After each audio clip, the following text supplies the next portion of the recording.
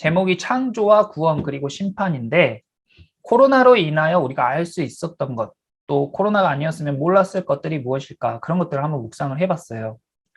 제가 이제 캠프를 준비하면서 기도하는데 하나님이 저한테 이런 감동을 주셨어요. 그 전에는 뉴스에서 계속 확진자들이 나온다는 뉴스가 계속 나와도 그렇게 크게 감흥이 없었는데 목포에는 확진자가 많이 없었잖아요. 그런데 설 이후에 확진자가 막 갑자기 급증하면서 우리 주변 사람들도 확진자들이 나오기 시작한 거예요. 그때부터 이제 체감이 되더라고요. 그래서 하나님께서 이것이 분명히 하나님께서 허락하신 일이고 우리에게 주시는 사인이 있을 텐데 그것이 무엇일까 기도하면서 묻는데 저한테 이런 감동을 주셨어요. 만약에 이 코로나가 오미크론이 감기처럼 지나가는 질병이 아니라 죽을 병이었다면 어땠겠냐? 한번 상상해 보세요. 여러분들 주위에도 확진자나 양성 판정 받으신 분들 많이 있죠? 네. 맞으시면 맞다고 표시해 주세요. 많이 있죠? 네. 근데 그분들이 만약에 감기처럼 가볍게 넘어가는 전염병이 아니라 정말 죽을 병이었다면 어땠겠습니까?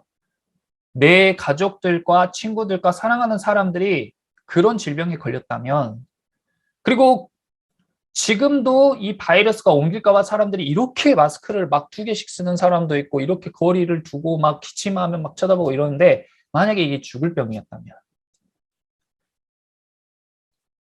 이건 무서운 하나님의 심판이겠죠. 그리고 인류는 큰 재앙을 맞닥뜨리게 되는 것입니다. 그래서 저는 이것이 하나님의 사인이라고 생각했어요. 우리에게 울리는 경종이다.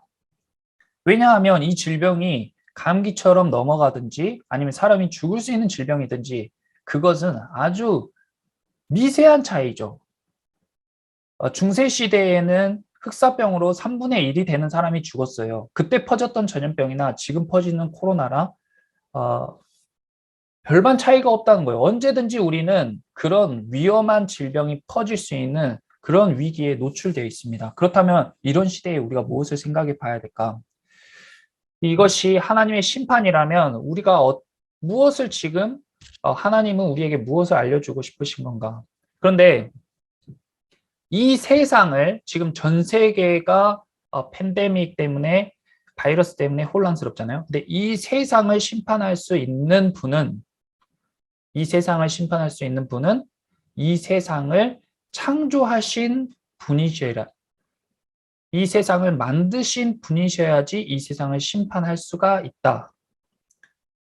그러니까 우리가 만든 것을 우리가 마음대로 할 수 있는 그런 권한이 있는 거잖아요. 그러니까 이 세상을 심판할 수 있는, 이 세상을 멸망시킬 수 있는 권한은 이 세상을 만드신 분에게 있다는 거예요. 그래서 우리가 창조에 대해서 나눠볼 거고, 그리고 마찬가지로 이 세상을 만드신 분이 이 세상을 심판하실 권한과 동시에 이 세상을 구원하실 권한도 갖고 계신다. 그래서 창조와 심판과 구원을 우리가 이 시간 한번 나눠보는 겁니다. 그리고 복음의 어떤 중요한 내용들, 그런 것들을 시간 우리가 하나씩 살펴보도록 하겠습니다. 첫 번째 창조인데 창조가 무엇인가? 사실 우리가 창조라는 것을 굉장히 좋아해요. 우리 삶 가운데에서는 창의력이나 창조력 같은 것들을 강조하죠. 그런데 사실 이 창이라는 것은 없는 것을 만들어내는 능력인데 인간에게는 없는 능력입니다. 왜냐하면 성경에 해 아래 새 것이 없다고 했어요. 그래서 사실 이 단어는 하나님께만 하나님께만 허용되는 단어입니다. 그래서 사람들이 특히 요즘 시대에는 창의력이 중요하다, 창조력이 중요하다 이러잖아요. 그래서 부모님들께 어려서부터 자녀들에게 주입식 교육을 시키거나 강요하거나 학습하는 것을 자제시키죠. 그렇죠?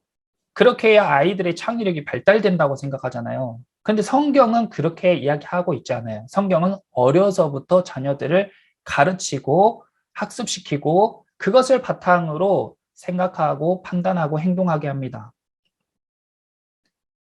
사람들이 생각하는 창의력과 창조력이라는 것은 없던 것을 만드는 능력이 아니라 있는 것을 변형시키거나 있는 것을 조합시키는 능력이에요. 그러니까 많은 데이터를 가지고 있는 사람이 더욱더 새로운 것을 만들 수가 있는데 그것은 없던 것을 만드는 창조가 아니라 변형시키거나 업그레이드 시키는 능력인 것이죠. 그래서 우리는 배워야 되는데 부모님들한테는 가르치는 것을 자제시키면서 우리는 계속해서 어딘가로부터 학습을 받아오고 있어요. 그리고 그것을 바탕으로 생각하고 판단합니다. 그러니까 여러분들이 생각할 때에 나의 생각의 기초가 되는 게 무엇인가 잘 생각해 봐야 돼요. 사실 우리는 우리의 생각의 기초가 말씀이 되어야 되는데 우리가 가지고 있는 말씀의 데이터는 굉장히 적다. 그래서 여러분들이 그런 것들을 채우도록 노력을 해야 되는 겁니다. 이 시간 많이 채워지는 시간이 됐으면 좋겠습니다. 자, 먼저 창세기 1장 1절 말씀을 보면 같이 한번 읽어볼게요. 창세기 1장 1절 중요한 말씀이에요. 태초에 하나님이 천지를 창조하시니라. 방금 이야기한 것처럼 창조라는 것은 아예 무에서 유를 없던 것에서 새롭게 만들어내는 능력이에요. 그 전에는 이런 것들이 없었다. 이런 개념이. 무엇이 없었는가? 자, 무엇이 없었냐면 보세요. 태초라는 것이 시간이라는 것이 없었고 천지라는 하늘과 땅이라는 공간이라는 게 없었다. 하나님이 그걸 창조하신 거예요. 그러니까 여기서부터 사람들이 이제 성경이 이해 안 되는 이유가 이 개념 안에 우리는 딱 잡혀 있기 때문에 이 너머를 생각하기가 굉장히 어려운 거예요. 그래서 하나님의 존재를 인정하지 않거나 성경을 허구라고 생각해 버리죠. 근데 이것이 얼마나 사실적인지를 제가 계속 이야기를 해볼게요. 자, 성경에서 안 받아들여진 것 첫 번째는 하나님이 태초에 천지를 창조하셨다. 시간과 공간이라는 개념을 아예 만드신 거다. 새로 없던 것을. 그 두 번째는 계시록에 보면 이런 말씀이 있어요. 주 하나님이 이르시되 나는 알파와 오메가라. 이것은 알파벳에서 A와 Z라 이런 의미랑 비슷해요. 이제도 있고 전에도 있었고 장차 올 자요 전능한 자라 하시더라. 하나님이 본인을 이렇게 표현했어요. 자, 여기에 어떤 개념이 있냐면 자, 이제도 있고는 지금 현재 있다 이거고 전에도 있었고 이거는 과거에 있었다는 의미이고 장차 올 자요 이건 미래에도 있는 분이다 이런 이야기예요. 그러니까 이런 것들이 잘 안 받아들여지는 거죠. 성경에서. 자, 세 번째로 베드로 후서에 보면 사랑하는 자들아 주께는 하나님은 하루가 천년 같고 천년이 하루 같다는 이 한 가지를 잊지 말아라. 도대체 어떻게 하루가 천년 같고 천년이 하루 같냐? 아, 우리가 어렸을 때는 시간이 참 하루가 천년같이 안 가고 나이가 들어서는 자, 1년이 하루처럼 빨리 가니까 그런 느낌을 말하는 건가? 지금 이것은 그런 느낌을 이야기하는 게 아니라 실제를 이야기하는 겁니다. 실제로 천년이 하루 같고 하루가 천년 같다라는 것을 이야기하는 거예요. 이게 어떤 의미인가? 자, 제가 영상을 하나 보여드릴게요. 이 영상을 먼저 한번 봐봅시다. 시간은 흐르지 않는다라는 내용의 영상인데 한번 잘 봐보세요. Stay there for 1 hour. You may go forward by 7 years by the time I come back. So you move forward in time 7 years while I move forward in time just 1 hour. 영화 인터스텔라에서 인류가 이주 가능한 행성을 탐사하기 위해 쿠퍼와 에밀리아 그리고 롬은 생명체가 살고 있다는 밀러 행성으로 향한다. 우주선에는 롬만 남아있고 쿠퍼와 에밀리아는 밀러 행성으로 내려가는데 3시간 정도의 험난한 행성 탐사를 마치고 우주선으로 복귀한 그들은 포싹 늙어버린 롬을 마주하게 된다.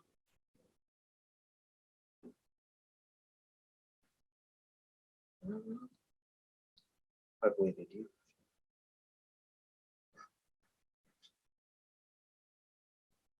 Now it must be 23 years. 어떻게 이런 일이 일어났을까? 우리는 3차원 공간에 살고 있다. 1차원엔 선이 있고 2차원엔 면이 있고 3차원엔 우리가 사는 입체적인 공간이 있다. 우리는 이 3차원 공간에 살고 있다.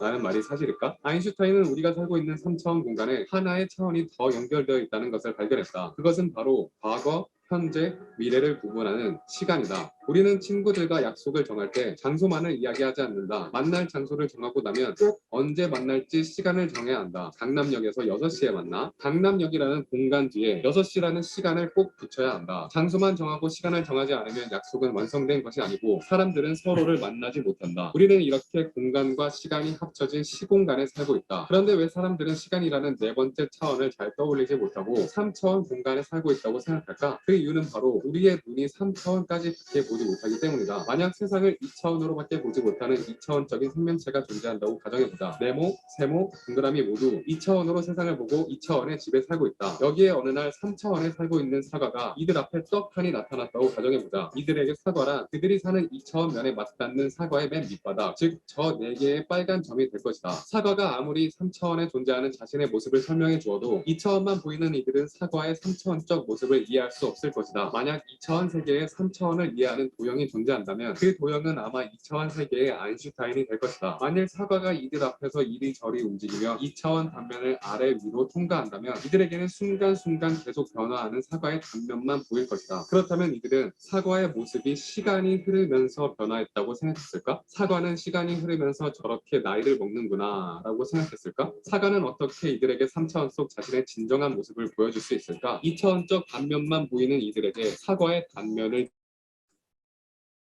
쭉 이어서 한 번에 보여주면 되지 않을까? 우리는 3차원으로 세상을 본다. 4차원에 존재하는 어떤 신비한 존재가 3차원만 보이는 우리에게 4차원 세계를 설명해 준다면 어떻게 설명해 줄 수 있을까? 3차원적 공간을 이어서 한 번에 보여주면 되지 않을까? 3차원 공간에 1차원 시간을 더한 4차원 세계에 마주하기에 앞서 먼저 1차원 선에 1차원 시간을 더한 2차원 시공간의 모습을 보자. 우리는 3차원까지는 쉽게 이해할 수 있다. 여기 1차원 공간에 사는 파란 점과 빨간 점이 있다. 서로를 향해 다가가던 두 점은 1차원 길에서 서로를 통과하지 못하고 부딪힌 후 다시 왔던 길을 돌아간다. 이 1차원적 공간을 X축에 두고 시간을 Y축에 둬보자. 그러면 이 XY 평면은 파란 점과 빨간 점이 살고 있는 2차원적 시공간이 된다. 1차원 이상을 보지 못하는 두 개의 점은 시간이 흐르면서 서로를 향해 다가갔다가 멀어진다고 생각하지만 2차원을 볼 수 있는 우리들에게 그들이 사는 2차원 시공간의 모습은 이런 모습이 된다.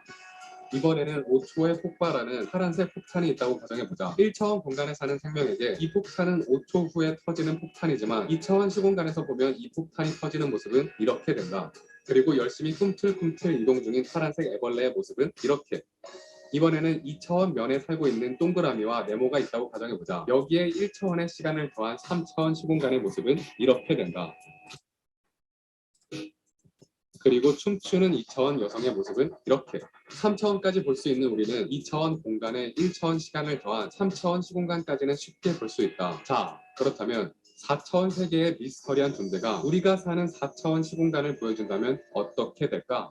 우리가 2차원 시공간을 이해하기 위해 빨간 점과 파란 점을 예로 든 것처럼 이 미스터리한 존재는 맨하탄을 하루 종일 돌아다닌 이 세 사람을 예로 들었다고 가정해보자. 이들이 돌아다닌 3차원 공간에 시간이라는 1차원을 더한 4차원의 시공간의 모습은 이런 모습이 될 것이다. 이것을 바로 우리가 살고 있는 4차원 시공간을 3차원 공간을 연속해서 이어붙여 2차원의 컴퓨터 스크린을 통해 1차원적으로 조그마한 나의 눈으로 바라본 우리들이 사는 세상이라고 할 수 있겠다. 그러나 인간은 3차원까지 밖에 보지 못한다. 그래서 우리는 지금이라는 주관적인 관점 아래 평상시에는 이런 4차원 시공간을 볼 수 없다. 1차원의 파란 점과 2차원의 동그라미가 우리에게는 보이는 그들의 시공간을 보지 못하는 것처럼 말이다. 2차원에 사는 네모 세모 동그라미가 시간이 흘러 변화하는 3차원 사과의 단면만 보았듯이 3차원에 사는 우리는 시간이 흘러 변화하는 4차원의 한 부분밖에 보지 못한다. 2차원에 사는 네모 세모 동그라미는 3차원 사과의 단면을 보며 사과라는 녀석은 조금 찌그러진 원이구나 라고 생각할지 모른다. 아니면 네모 세모 동그라미 자신들의 모습이 사실은 정육면체 삼각기둥 원기둥일지도 모른다. 지금 검은 화면에 비친 나의 모습은 4차원에 있는 나의 그림자일까?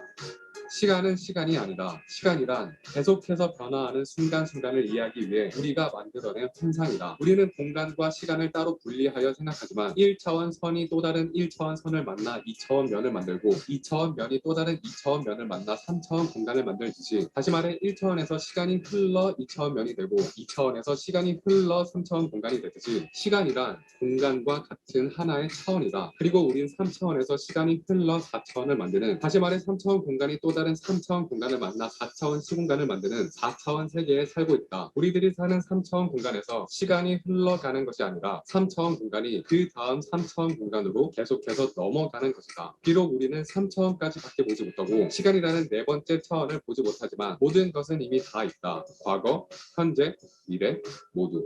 3차원 공간까지 인지할 수 있는 우리는 우주 끝까지 3차원 공간이 이미 다 펼쳐져 있다는 사실을 상상하는 데는 큰 어려움을 겪지 않는다. 그러나 시간이라는 것이 이미 모두 다 펼쳐져 있다라는 사실은 정말 상상하기 힘들다. 하지만 모든 것은 이미 다 있다. 물리학에서는 어떠한 공식도 시간의 흐름을 나타내는 것은 없다. 그저 시공간이라는 거대한 덩어리 속 순간순간만을 나타내는 공식만 존재할 뿐 한순간에서 그 다음 순간으로 시간이 흘러간다라는 것을 나타내는 공식은 존재하지 않는다. 우리는 지나온 시간을 과거라고 일컫고 다가올 시간을 미래라고 일컬으며 현재 또는 지금이라는 말도 사용하지만 이것은 3차원 이상을 보지 못하는 우리가 계속 변화하는 세상을 해석하기 위해 만들어낸 환상에 불과하다. 시간이란 흐르는 것이 아니라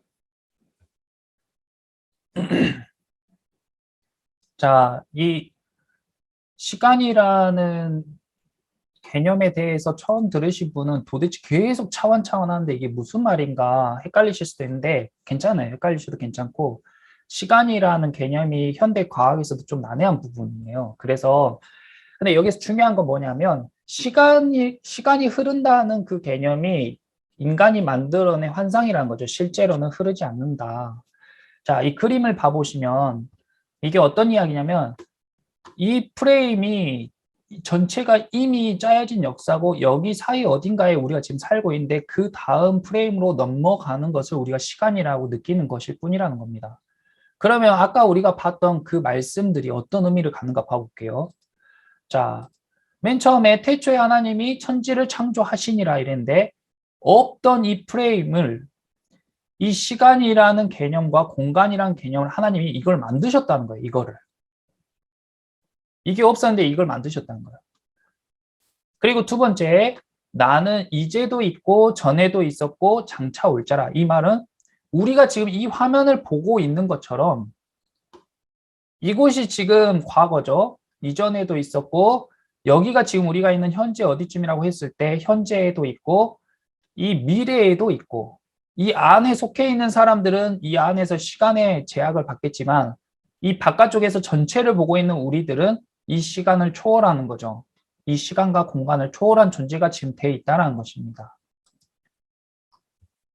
그리고 하나님의 하루가 천년 같고 천년이 하루 같다는 것은 이 프레임 하나를 하루로 가정하고 여기 시작부터 끝까지를 천년이라고 봤을 때에 이 안에 속한 사람은 한 프레임이 넘어갈 때마다 하루가 지나지만 우리는 지금 전체를 보고 있기 때문에 이게 하루나 천년이나 의미가 없다는 거죠.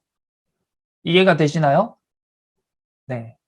자, 그리고 여기에서 하나님이 하신 말씀이 우리가 이런 것들이 증명될 때마다 굉장히 놀라운데 또 이런 말씀이 있어요. 진짜 저는 깜짝 놀랐는데 출애굽기에 보면 하나님이 모세에게 이스라엘 백성들을 탈출시키라고 명령하신 그 타이밍에 이제 모세가 생뚱맞게 이스라엘 백성들에게 야, 하나님이 나를 보내셨다. 너희를 탈출시키라고. 다 같이 나가자고 하면 사람들이 황당해할 거 아니에요?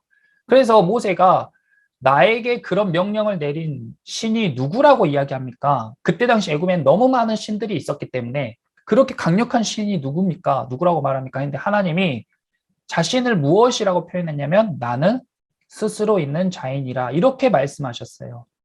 그런데 이 스스로 있는 자인이라는 뜻이 뭐냐면 영어로 I am 이렇게 이야기하거든요. I am that I am.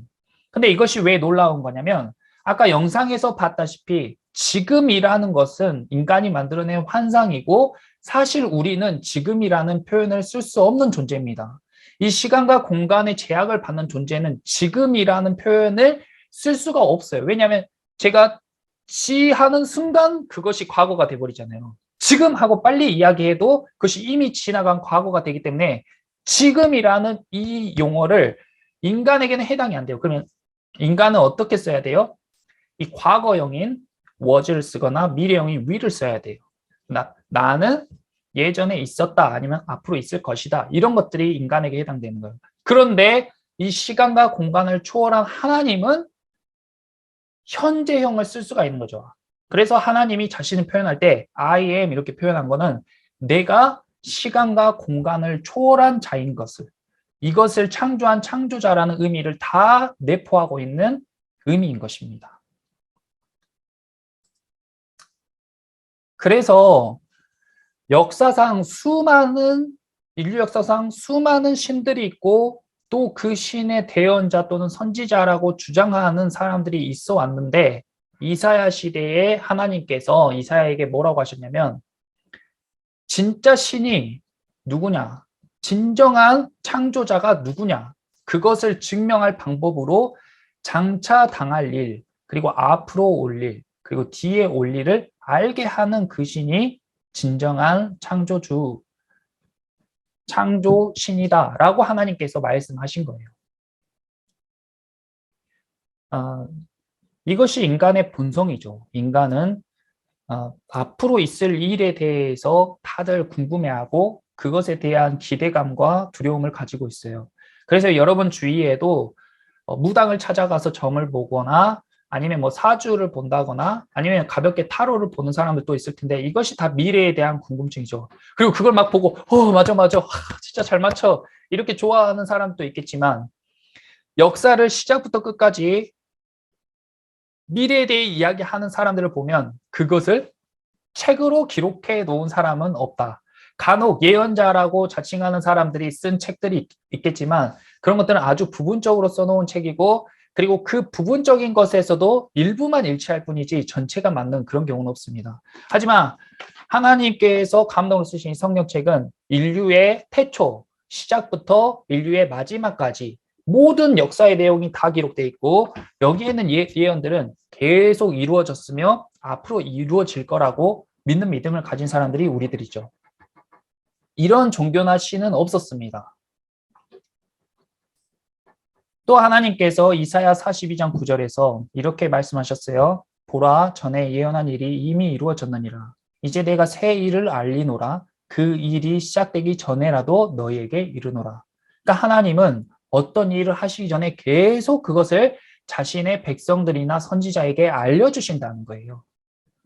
그 일이 실제로 이루어진 것을 보고 이분이 정말 이 세상을 창조하신 창조주구나 하고 알라는 겁니다. 그러니까 알려고 하면 알 수가 있게 하나님이 알만한 것을 주셨다. 그런데 우리가 이 성경에 있는 이런 것들을 다 알아볼 수는 없고, 오늘 정말 하나님이 진짜 창조주이신가를 지금 먼저 창조 챕터에서 나눠보려고 하는데, 어떤 걸 중심으로 봐볼 거냐면, 하나님께서 이것을 증명할 만한 증인을 세우셨어요. 어떤 사람을 세웠냐면 여기 출애굽기 19장에 이런 말씀이 있습니다. 세계가 다 내게 속하였나니 너희가 내 말을 잘 듣고 내 언약을 지키면 너희는 모든 민족 중에서 내 소유가 되겠고 너희가 내게 대하여 제사장 나라가 되며 거룩한 백성이 되리라. 너는 이 말을 이스라엘 자손에게 전할지니라. 하나님께서 이스라엘 자손을 그런 증인, 하나님을 나타내는 민족과 백성으로 선택하셨어요. 그래서 그 이스라엘 백성이, 이 세계는 하나님이 다 창조하신 것이기 때문에 이스라엘 백성이 하나님의 말씀을 잘 듣고 하나님과의 언약을 잘 지키면 모든 민족 중에서 하나님의 소유가 되겠고, 그리고 하나님을 나타내는 제사장 나라가 되며 거룩한 구별된 백성이 되리라. 이것이 하나님의 약속입니다. 그러면 우리가 오늘 이 이스라엘의 역사를 살펴보면서 하나님께서 정말로 하나님이 하신 말씀이 이루어지는지 한번 살펴보겠습니다. 하나님의 역사에서 가장 중요한 지표라고 하면 성전이 있는데, 항상 성전 중심으로 역사가 흘러가요. 하나님의 역사는. 그러니까 이 성전 중심의 역사는 이스라엘의 역사하면서 또 모든 세계의 그림자, 모형이라고 할 수 있는 겁니다. 자, 이 첫 번째 성전은 솔로몬 성전인데, 이사야서에 보면 이 솔로몬 성전이, 이사야서 39장 5절을 같이 한번 읽어볼게요. 자, 이사야가 히스기야에게 이르되 왕은 만군의 여호와의 말씀을 들으소서. 보라, 날이 이르리니 내 집에 있는 모든 소유와 내 조상들이 오늘까지 쌓아둔 것이 모두 바벨론으로 옮긴 바 되고 남을 것이 없으리라. 여호와의 말이니라. 하나님의 말씀이 이스라엘이 다윗 왕 시대에 아주 전성기를 맞이해요. 하나님이 약속하신 것처럼 하나님의 말씀을 잘 따르고 언약을 지켜 행하니까 이스라엘이 번창하기 시작하는데 주변의 모든 나라들을 점령하고 영토가 확장되고 부가 어마어마하게 쌓입니다.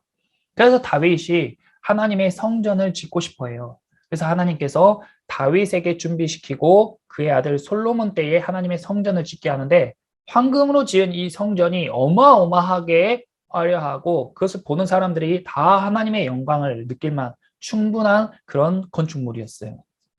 그래서 이스라엘 백성들이 이 하나님의 영광을 담은 이 성전이 영원할 거라 생각했죠. 그런데 히스기야 왕 시대에 이 이사야가 오늘까지 쌓아둔 모든 것이 바벨론으로 옮긴 바 된다고 예언을 한 거예요. 그런 일이 있기 전에 이야기를 한 거예요. 그런데 이것이 왜 놀라운 예언이냐면 이 시대가 바벨론이란 나라는 이스라엘과 거리도 굉장히 멀고 작은 나라였어요. 이 당시에 이 중앙 지역을 점령하고 있는 제국은 어디였냐면 아수르라는 나라였습니다. 그래서 아수르가 이스라엘을 점령하고 남유다까지 점령하는데 모든 성읍을 다 점령하고 예루살렘 성, 시온산 위에 있는 예루살렘 성 딱 하나만 남아 있을 때까지 아수르가 땅을 다 점령했단 말이에요. 그러니까 이사야가 이때 예언을 할 때에 오늘까지 쌓아둔 모든 것이 다 아수르로 옮긴 바 되고 이렇게 하면은 납득하기가 쉬울 텐데 생뚱맞게 바벨론으로 옮긴 바가 된다고 예언을 한 거예요. 그러니까 이스라엘 백성들이 어떻게 생각하겠어요? 바벨론은 우리와 아주 멀리 있는 나라고 히스기야 왕도 바벨론의 이 왕의 사신들이 왔을 때 자기 왕궁의 창고를 다 열어서 보여줄 만큼 그 나라는 이스라엘과 거리도 멀고 관계가 없다라고 생각했어요. 바벨론에 이스라엘이 멸망할 일은 절대 없다고 생각했어요. 그런데 실제로 이 예언을 한 뒤 얼마 후에 그 강력했던 아수르가 무너지고 그 땅을 다 바벨론이 차지하게 됩니다. 놀라운 사건이죠. 이스라엘 백성들이 얼마나 소름 끼치겠어요? 그리고 그 바벨론이 남유다를 침공해서 성전을 다 무너뜨려 버려요. 그리고 성전에 있는 금과 보화를 다 가져갑니다. 그리고 이스라엘 백성들도 바벨론의 포로로 끌려가는 거예요. 그 포로로 끌려가는 이 사람들이 이사야가 했던 이 말씀이 생각나면서 얼마나 소름이 끼치겠어요. 그때 이사야가 오늘까지 쌓아둔 모두 다 바벨론으로 옮긴 바 될 거다 했을 때 히스기야 왕을 포함한 백성들은 다 콧방귀 키면서 그런 일이 있을까 했는데 진짜로 자신들의 때에 그런 일이 일어난 거예요. 그래서 이제 포로 생활하면서 정말 그때 하나님 말씀을 잘 들을 걸 했죠. 근데 이보다 더 놀라운 것은 두 번째 성전이에요. 자, 두 번째 성전 에레미야입니다. 램은 에레미야 50장 18절 말씀을 한번 봐볼게요. 에레미야 50장 18절에 그러므로 만군의 여호와 이스라엘의 하나님이 이와 같이 말하노라. 보라, 내가 아수르의 왕을 벌한 것 같이 바벨론 왕과 그 땅을 벌하고 이스라엘을 다시 그의 목장으로 돌아가게 하리니 그가 갈멜과 바산에서 양을 기를 것이며 그의 마음이 에브라임과 길라산에서 만족하리라. 이 말씀은 이스라엘이 포로로 잡혀가기 전에 주신 말씀이에요. 그러니까 이것도 예언의 말씀이죠. 그런데 이스라엘 백성들이 이제 포로가 되고 나니까 그 전에는 말씀을 귀등으로 안 들었는데 포로가 되고 나니까 이런 말씀이 너무 귀한 거지. 그때 예레미야 선지자가 바벨론과 그 땅도 벌하고 아수르처럼 망하게 하고 그리고 우리를 다시 그의 목장, 그러니까 예루살렘으로 돌아가게 하실 거라고 말씀하셨는데 과연 이 일이 이루어질까? 그런 일이 가능하겠어요? 아수르는 굉장히 전쟁을 좋아하고 호전적인 종족이었기 때문에 그 나라가 불안했어요. 정치가 불안했어요. 근데 바벨론은 굉장히 강력하고 문화적으로도 번성한 나라예요. 그렇기 때문에 이 바벨론이 무너질 거라는 건 상상하기가 어려운 이야기였죠. 그리고 바벨론이 무너진다 한들 이미 이스라엘 땅에는 다른 나라들이 차지해서 살고 있고 그 나라로 자신들이 돌아갈 거라는 것은 상상할 수가 없는 이야기예요. 그런데 놀랍게도 바벨론의 포로가 된 지 70년 만에, 보통 20, 30년이면 자녀들을 낳잖아요. 그러니까 70년이면 3대가 흐를 정도예요. 이 3대가 흘렀을 때 정말 고향에 대한 기억이 잊혀질 때쯤에 놀랍게도 바벨론이 멸망합니다. 근데 그 바벨론을 멸망시킨 나라가 페르시아라는 나라인데 그 페르시아라는 나라가 바벨론을 멸망시키고 그 땅을 차지한 이후에 그 페르시아 왕 고레스가 하나님의 감동을 받아가지고 이스라엘 백성들을 다 땅으로 돌아가라고 복귀시켜요. 기적 같은 일이죠. 이거 바벨론의 나라가 멸망한 것보다 더 납득이 안 가는 놀라운 이야기인 거예요. 그래서 이스라엘 백성들을 포로에서 다 풀어주고 너희 땅으로 돌아가라. 하나님이 나에게 그렇게 명령했다면서 돌아가라고 돌아갈 수 있는 자원까지 다 지원을 해주는 거예요. 그래서 진짜로 이스라엘이 재건되고 예루살렘에 성전이 다시 지어지게 됩니다. 그리고 그 이후에 또 두 번째 성전이 무너질 거라고 예수님이 예언해요. 제자들은 그런 일이 없을 거라 생각했는데 정말로 예수님이 돌아가신 후 약 40년 후에 로마의 공격으로 또 성전이 멸망합니다. 근데 이때에 중요한 점은 뭐냐면 성전이 무너졌을 때에 그 나라가 완전히 멸망하게 된다는 거예요. 그 백성들이 엄청나게 고통받게 된다는 거예요. 심판을 받게 된다는 거예요. 그래서 첫 번째 솔로몬 성전이 무너졌을 때 이스라엘 백성들이 많이 죽고 포로로 끌려가서 비참한 생활을 했죠. 70년 동안. 그런데 다시 회복시켜 주셔서 성전도 짓고 나라도 회복했어요. 기적 같은 일이죠. 근데 두 번째 스룹바벨 성전이 무너졌어요. 로마에 의해서 성전이 무너졌을 때에 수백만의 사람이 죽었어요. 그리고 2000년 동안 나라 없이 지냈습니다. 그 나라 없이 지낼 때 정말 말 못할 고초들을 많이 당했어요. 수백만 명의 사람들이 죽었어요. 그리고 세 번째 성전이 다시 지어질 거라고 성경에 이야기를 하고 있고 그 뒤에 이보다 더 큰, 더 넓은 범위에 더 강력한 재앙이 올 거라고 성경이 이야기하고 있는 것입니다. 자, 그러면 이 성전 중심으로 이스라엘에서 이러이러한 일들이 일어났는데 그러한 예언들이 어떻게 실제로 이루어졌는지 한번 봐볼게요. 먼저 아까 이야기한 것처럼 나라가 회복됐는데 에레미야 30장 3절에 보면 내가 그들을 그 조상에게 준 땅으로 돌아오게 할 것이니 그들이 그 땅을 차지하리라 여호와께서 말씀하시니라 이렇게 이야기했죠. 두 번째 성전이 무너지고 로마에게 완전히 멸망당하고 그리고 이스라엘이 2000년 가까이 땅이 없이 지냈는데 그럼 2000년이면 뭐 말이고 뭐고 다 잊어버릴 그런 시간이고 민족성도 완전히 없어져야 정상이에요. 근데 2000년 뒤에 그 나라가 회복됐는데 그 민족성을 완전히 순수하게 가지고 있다는 건 정말 기적 같은 일이죠. 그런데 아까 처음에 그 땅에 원래 살고 있던 사람이 있다고 했잖아요. 근데 70년 뒤에 이스라엘 백성들이 그 땅으로 다시 돌아오면 그 땅을 뺏어야 되잖아요. 살고 있는 사람들을 쫓아내야 돼요. 그럼 그 사람들이 가만히 있겠어요? 당연히 이스라엘과 싸움을 하겠죠. 그래서 전쟁이 일어나요.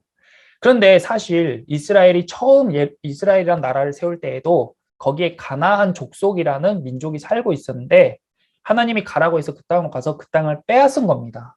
그러니까 가나안 족속이 보기에는 거기는 본래 자기들 땅이고 이스라엘 백성들도 거기에 자기네 땅이라고 해요. 이 전쟁이 계속됩니다. 2000년 동안 떠돌아다닐 때 가나안 족속들이 이 땅에 다시 정착했어요. 근데 2000년 뒤에 이스라엘이 다시 그 땅에 와가지고 여기 원래 내 땅이었으니까 너희 다 나가. 이러니까 이 사람들은 그걸 받아들일 수 있겠습니까? 당연히 못 받아들이죠. 그래가지고 큰 전쟁이 일어나요. 이 이스라엘 주변 국가들도 그동안 이스라엘에게 많이 당했기 때문에 이스라엘을 싫어해요.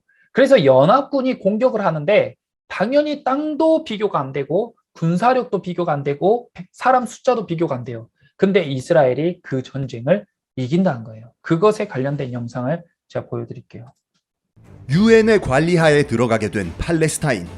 유엔은 결의안 181호를 채택하여 팔레스타인을 유대인과 아랍인 구역으로 나누고 예루살렘은 유엔 아래서 관리한다는 두 국가 분할안을 제시했습니다. 그러나 유대인과 아랍인 양측 모두 이에 불복, 팔레스타인 위임 통치령은 내전 속으로 빠져들었죠. 그리고 마침내 1948년 5월 14일 텔아비브에서 이스라엘의 건국이 선포되고 주변의 아랍 국가들은 이에 반발 즉각 연합군을 구성하여 이스라엘을 공격하기 시작했습니다. 이후 거의 10년마다 일어나는 일명 중동전쟁의 시작이었죠.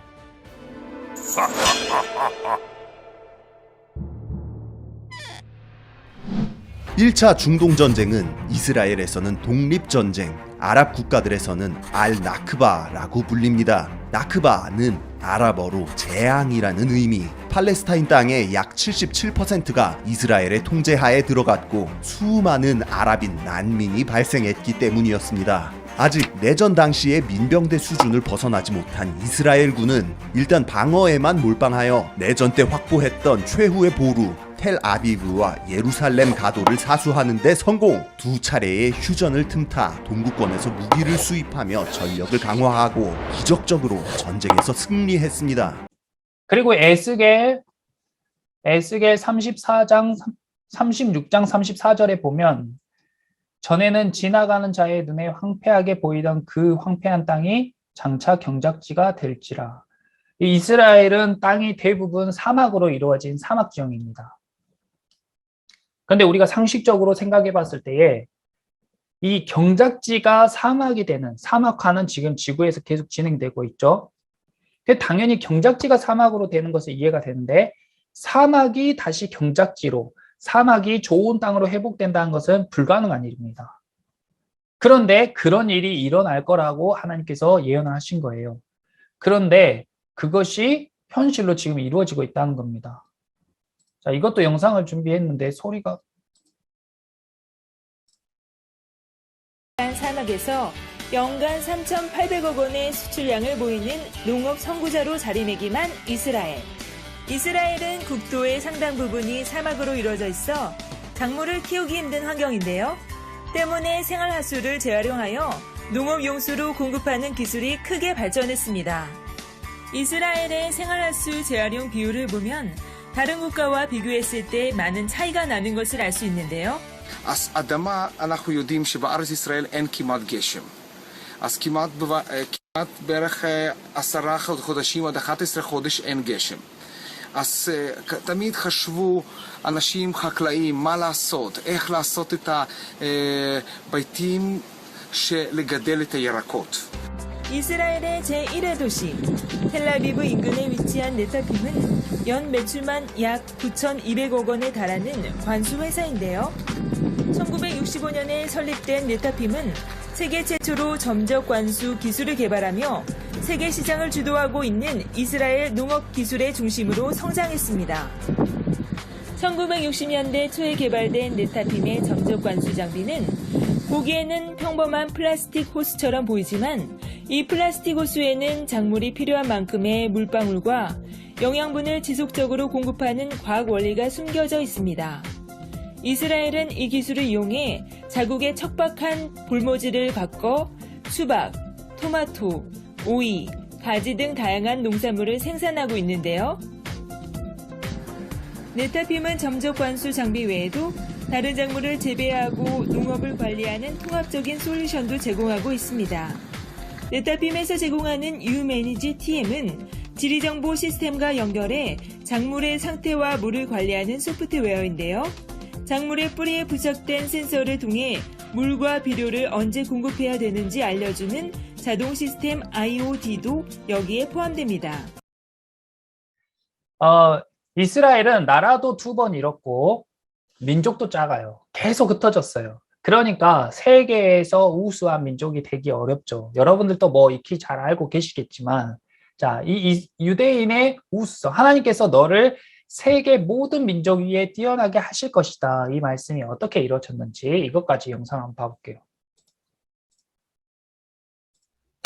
여러분 주변에 유대인과 관련된 게 있으신가요? 유대인이라는 단어는 뭔가 굉장히 우리와는 멀게끔 느껴지게 하는데요. 생각보다 유대인은 우리와 가까이에 있다는 것을 제가 오늘 알려드리겠습니다. 먼저 영화계를 보자면 해리포터 시리즈, 반지의 제왕 시리즈, 매트릭스, 배트맨, 슈퍼맨 등 누가 들어도 아는 영화들을 만들어낸 이 로고로 유명한 워너브라더스사는 1923년 유대인 해리 워너 형제가 설립하였습니다. 사운드 오브 뮤직, 스타워즈, 타이타닉, 아바타 등의 영화를 만들어낸 20세기 폭스도 1915년 유대인 윌리엄 폭스가 설립한 곳이죠. 조스, 킹콩, 이티, 주라기 공원 등의 영화를 만든 유니버셜사 또한 1912년 유대인 칼 램리가 설립하였습니다. 그리고 두 번째, 금융 쪽을 한번 볼까요? 세계 최고의 투자자이자 세계 부자 순위의 상위권에서 내려오지 않는 투자계의 큰손 워런 버핏 또한 유대인입니다. 그리고 무려 250년의 시간 동안 전 세계의 부를 움직인 한 가문이 있습니다. 바로 로스차일드 가문이죠. 이들은 미국 내 총 자산의 2배의 자산을 가지고 있다고 추정되고 있는데요. 이 둘 또한 유대인입니다. 그리고 세 번째로는 기업을 한번 보겠습니다. 아마 지금부터 말씀드릴 기업에 대해 들으시면 굉장히 놀라게 될 겁니다. 식사 시간마다 벌어지는 격렬한 토론 때문에 나는 끊임없이 읽고 생각하고 상상해야겠다 라고 이야기한 구글의 창업자 레리 페이지, 남들이 가지 않는 길을 가라, 남들이 생각하지 않는 것을 생각하라 라는 이야기를 한 스타벅스의 하워드 슐츠, 공장 노동자들이 주로 먹는 도너츠, 커피, 샌드위치 등을 좀 더 따뜻하게 주고 싶다는 생각에서 시작한 던킨 도너츠의 윌리엄 로젠버그,